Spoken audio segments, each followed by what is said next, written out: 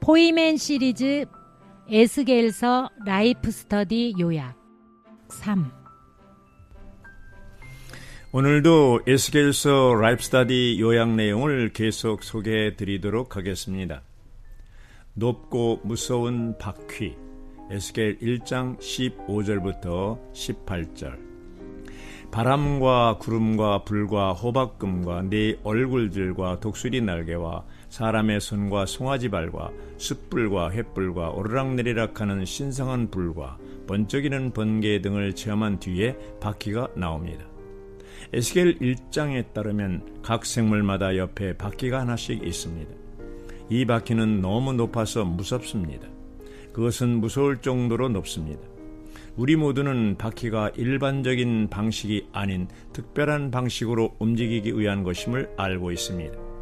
그러므로 바퀴에 의한 움직임은 평범한 움직임이 아니라 목적을 지닌 특별한 움직임입니다. 네 생물은 주님을 단체적으로 나타내고 표현하는 것입니다. 모든 면에서 그들은 주님을 표현합니다. 보좌 위에 주님이 사람처럼 보이기 때문에 그분을 표현하는 네 생물도 역시 사람처럼 보입니다. 보좌 위에 주님이 타오르는 불처럼 보이기 때문에 네 생물도 역시 타오르는 불처럼 보입니다. 이것은 네 생물이 주님의 표현이라는 것을 말해줍니다. 주 예수님이 사람처럼 보이심으로 그들도 사람처럼 보입니다. 주 예수님이 타오르는 불처럼 보이심으로 그들도 타오르는 불처럼 보입니다.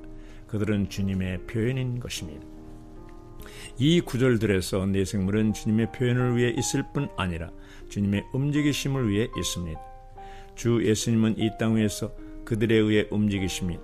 교회가 합당하여 진실로 주님을 표현하며 오르락내리락하는 불을 가진 합당한 동역을 지니고 있을 때마다 주님의 움직이심은 그 교회와 함께 하실 것입니다.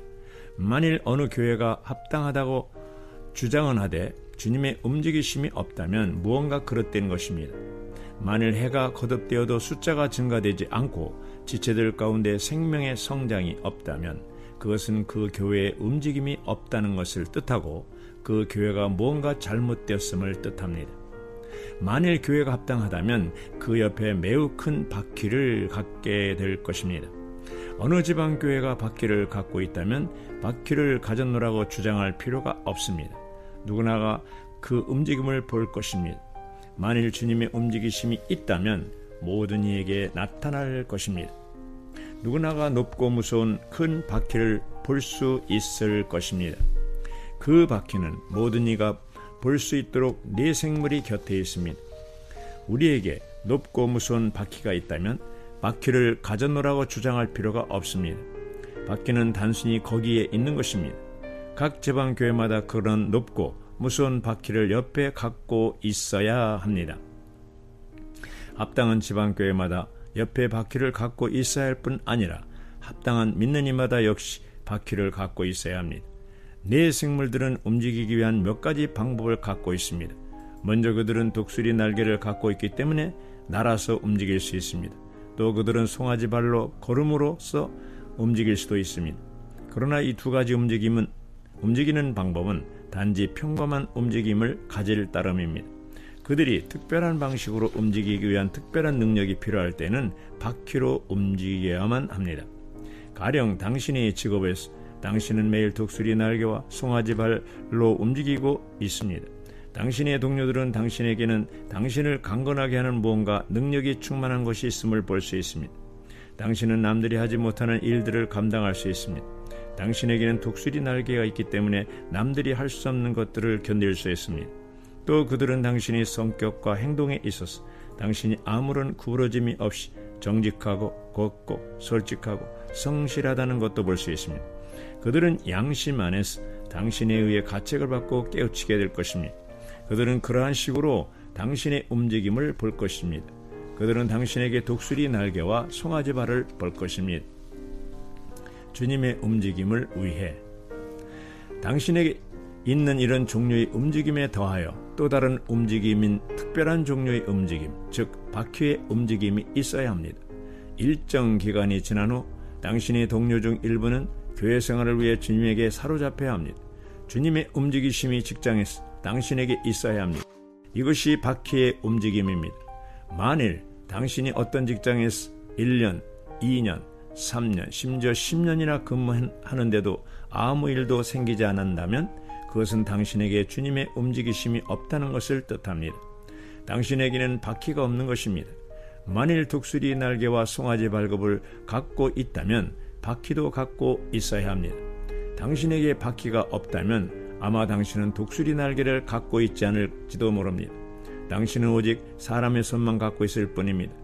송아지 발은 말할 것도 없고 오히려 사람의 구부러진 발을 갖고 있을지도 모릅니다.